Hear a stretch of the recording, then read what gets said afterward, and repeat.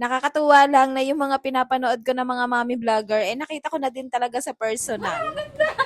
Eto nga't a-attend kami ng binyag sa anak ni Mami Roxanne dahil kinuha nga tayong ninang. Pero bago yan, eto na muna ang mga kaganapan bago kami nagpunta doon. Sa totoo lang, ang aga ko talaga nagising dahil kailangan talaga namin umalis ng maaga dahil malayo-layo pa nga ang biyahe namin. Tapos ipinagluto ko pa nga yung dalawa kong anak dahil iiwan nga lang namin at eto nga lang bunsuhan namin ang kasama namin. Pagkatapos nga namin gumayak, eto nga lumipad na kami. Lumipad talaga. Paano ba naman? Para naman talaga kami lumilipad. Sa bilis ba naman magpatakbo nitong asawa ko? Umalis kami ng 6:45 sa Lipa, Batangas. Nakarating kami dito sa Dasma ng 8:30. Tingnan nyo naman kung gaano kabilis. Yun nga lang, sa sobrang daming pasikot-sikot, hindi ka agad kami nakarating dito sa simbahan kung saan bibinyagan ng anak ni Mami Roxanne. Malayo pa nga lang, natatanaw ko na kaagad itong mga mommy vlogger na pinapanood ko lang talaga at kilalang kilala ko talaga yung mga yan. Kaya lumapit ka agad ako at binati ko sila pero sa totoo lang nahihiya talaga ako. Tapos nakita ko nga din ito si Mami Jelay na napaka-cute naman talaga sa personal. Nandyan nga din sina Mami Rochelle, Mami Ina, Mami Dea, Mami Jelay, Mami Christy, Mami Paula, Mami Angge. Si Mami Angge na kung tawagin is si Daily Life with Angge. Nakakaawa nga itong asawa ko dahil siya nga nagbabantay sa bunsuhan namin. Tapos siya nga din ang taga-video ko at hindi talaga ako nabibidyohan ng maayos dahil napakakulit nga nitong bunsuhan namin. Tapos eto naman ang anak ni Mami Roxanne na napaka-cute at napaka-butsyog naman talaga. Pagkatapos nga ng binyag at picture-picture ni Baby Gabi, nagpunta na kami dito sa bahay ni Mami Roxanne at pagkadating nga namin kumain ka agad kami mag-asawa dahil sa totoo lang gutom na kami dahil hindi nga kami nag-almusal. Sobra talagang nabusog kami dahil ang sasarap ba naman ng pagkain sa totoo lang kaya hindi talaga ako nagpatinag at nag-take out talaga ako. Tapos eto na nga ang bahay ni Mami Roxanne na pinapanood ko lang tapos eto nakita ko na sa personal talaga naman ang aesthetic ng mga gamit. Bali kami na nga lang ni Mami Angge at saka ni Mami Paula ang natira dyan dahil umalis na nga yung ibang mga mommy vlogger. Kung nung una pahiya-hiya pa ako pero bandang huli eto nga't magte-take out pa yan. Pero sabi na Mami Roxanne magdala daw kami ng ulam dahil wala na din naman daw siyang darating na bisita. Kaya ayan, sinamantala ko na dahil bukas may bayad na yan. Talaga namang napakabait at napaka-generous naman talaga nitong si Mami Roxanne. Pinaghandaan niya talaga pati mga pang-giveaway niya sa mga ninong at ninang. Tapos eto nga mga pinagbabalot ko, inilagay ko na dito sa eco bag. Tapos etong bunsuhan ko, dinala pa talaga dito yung kakulitan niya. At dahil malayo-layo pa nga ang uuwian namin, tapos hapon na nga din ang mga oras na yan at parang masama nga din ang panahon at parang uulan. Kaya nagpaalam na kami kay Mami Roxanne para umuwi na. Mas napadali nga ang biyahe namin dahil dito kami dumaan sa Tagaytay kaya lang napakahirap naman ang daan dahil puro sigsag. Kaya ayun, pag uwi ang sakit talaga ng buong katawan. At sabi ko naman sa inyo, napakabait at napaka-generous ni Mami Roxanne. Tingnan nyo naman tong pag-giveaway niya sa mga ninang. Bukod nga sa giveaway na yan, may pa-souvenir nga din siya na payong. Hindi ko na nga lang naipakita dahil ginamit na namin. Nakakatuwa naman si Mami Roxanne. Ang sasarap na nga ng mga pagkain. May pa-take out pa. Tapos ganito pa kaganda ang pag-giveaway niya sa mga ninang.